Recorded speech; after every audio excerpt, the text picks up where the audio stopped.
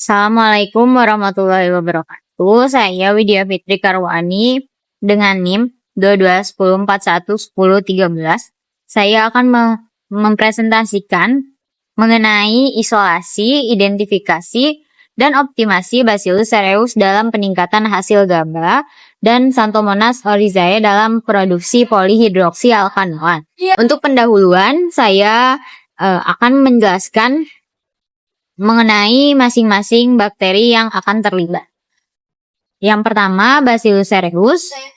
Bakteri ini merupakan bakteri yang sering ditemukan di tanah, namun biasanya digunakan untuk pemanfaatan dalam aplikasi bioteknologi, termasuk produksi gamma aminobutyric acid atau GABA.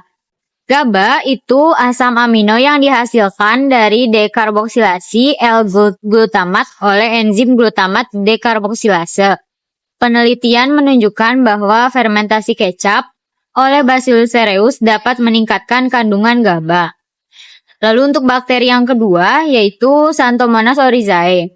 Xanthomonas oryzae merupakan patogen penyebab penyakit hawar bakteri pada tanaman padi. Namun memiliki potensi besar dalam industri bioteknologi seperti polisakarida, ekstraseluler, dan polihidroksialkanoat untuk mengelola produksi bioplastik. Produk yang akan dihasilkan oleh bakteri ini yaitu PHA atau biopolyester yang dihasilkan oleh bakteri dalam kondisi kekurangan nutrisi. Selanjutnya saya akan membahas teknik isolasi Bacillus cereus. Yang pertama dilakukan pengambilan sampel tanah, lalu disiapkan medium sesom atau soil extract solubilis organic matter. Kemudian dilakukan pengenceran serial dengan air pepton hingga pengenceran 10⁻⁵. Kemudian sampel dipasteurisasi pada suhu 80 derajat selama 10 menit, lalu diinokulasikan pada medium sesom padat dengan teknik spread plate. Kemudian diinkubasi pada suhu 30 derajat Celcius selama 24 sampai 48 jam, sehingga akan terbentuk koloni yang cenderung besar, tidak terpisah, dan membentuk multiseluler. Selanjutnya saya akan membahas juga teknik isolasi Xanthomonas oryzae. Yang pertama dilakukan pengambilan sampel daun padi, lalu dilakukan sterilisasi dengan larutan natrium hipoklorit 70%, kemudian dilakukan pelepasan bakteri dengan air steril, lalu diinkubasi selama 10 menit untuk melepaskan bakteri. Lalu diinokulasi pada medium PSA dengan metode Strict menggunakan loop. Lalu diinkubasi pada suhu 28 derajat selama 3-5 hari, sehingga akan terbentuk koloni yang berwarna kuning. Selanjutnya, teknik identifikasi bakteri Bacillus cereus. Ada 3 identifikasi bakteri di sini, yaitu identifikasi morfologi, identifikasi molekuler, dan identifikasi biokimia. Identifikasi morfologi itu terbagi menjadi 3, pewarnaan live atau dead backlight. Hasil yang didapatkan perbedaan sel hidup dan sel mati dari perbedaan warna yang signifikan, yaitu gelap dan terang. Lalu yang kedua, mikroskopi fluoresensi. Hasilnya membentuk struktur klaster besar yang tidak dapat dipisahkan menjadi sel-sel individu meskipun dilakukan pengadukan yang kuat karena telah membentuk agregat. Lalu yang ketiga, pewarnaan gram. Hasil pewarnaan menunjukkan bahwa strain ini adalah gram positif dan memiliki morfologi berbentuk batang. Lalu selanjutnya identifikasi molekuler. Identifikasi ini menggunakan 16 RRA. Panjang pasangan basa dari strain yang diisolasi dianalisis menggunakan elektroforesis gel agarosa di bawah cahaya ultraviolet untuk membangun kurva standar untuk menentukan panjang pasangan basa. Panjang pasangan basa dari mikroorganisme ini yaitu 1414 BP. Lalu selanjutnya identifikasi biokimia. Terdapat 4 jenis uji biokimia untuk bakteri Bacillus cereus, yaitu uji indol, uji methyl red, uji Voges, Proskauer, dan uji sitrat. Uji indol menunjukkan hasil negatif dan uji methyl rate menghasilkan negatif juga. Uji Voges-Proskauer menghasilkan hasil positif dan uji sitrat itu bervariasi tergantung mikroorganismenya dapat menghasilkan asam sitrat atau tidak. Selanjutnya, teknik identifikasi bakteri Xanthomonas oryzae. Identifikasi morfologinya yang pertama itu pewarnaan gram. Hasil dari pengamatan menunjukkan bakteri gram negatif yang ditandai dengan warna merah muda setelah proses pewarnaan. Yang kedua, pengamatan mikroskopis menggunakan alat TEM. Sel Xanthomonas terlihat berbentuk batang atau bacillus dengan ukuran yang bervariasi. Yang ketiga, pengamatan kultur pada media agar. Ketika Xanthomonas oryzae ditumbuhkan pada media agar, koloni yang terbentuk berwarna kuning cerah dengan permukaan yang halus. Lalu untuk identifikasi molekulernya, teknik identifikasi yang digunakan adalah polymerase chain reaction. Khususnya untuk amplifikasi gen 16 srRNA dari bakteri Xanthomonas oryzae. Siklus yang digunakan ada 4, yaitu denaturasi, annealing, ekstensi, dan pengulangan. Hasil identifikasinya didapatkan produk PCR dengan panjang 1506 BP. Selanjutnya, identifikasi biokimia.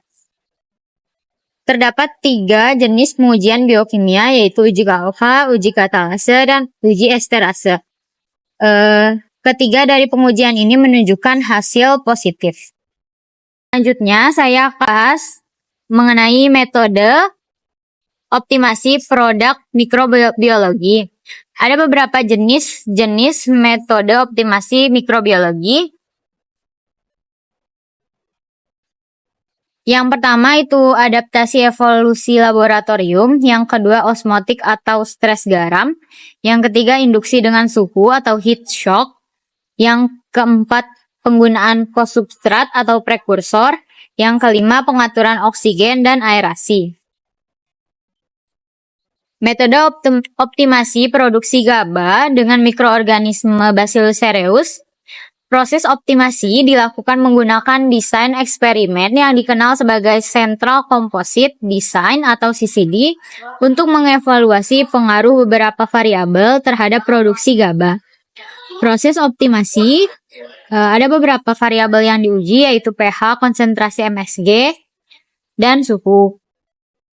Kemudian untuk desain eksperimennya, CCD digunakan untuk merancang percobaan dengan variasi dari ketiga variabel tersebut. Setiap kombinasi variabel diuji untuk menentukan pengaruhnya terhadap produksi GABA. Untuk analisis data, hasil dari setiap percobaan dianalisis menggunakan analisis varians atau ANOVA untuk menentukan signifikansi model dan variabel yang diuji. Lalu akan didapatkan kondisi optimal. Berdasarkan hasil eksperimen, kondisi optimal untuk produksi GABA oleh Bacillus cereus ditemukan pada pH 5, konsentrasi MSG 3 gram per liter, dan suhu 30 derajat Celcius.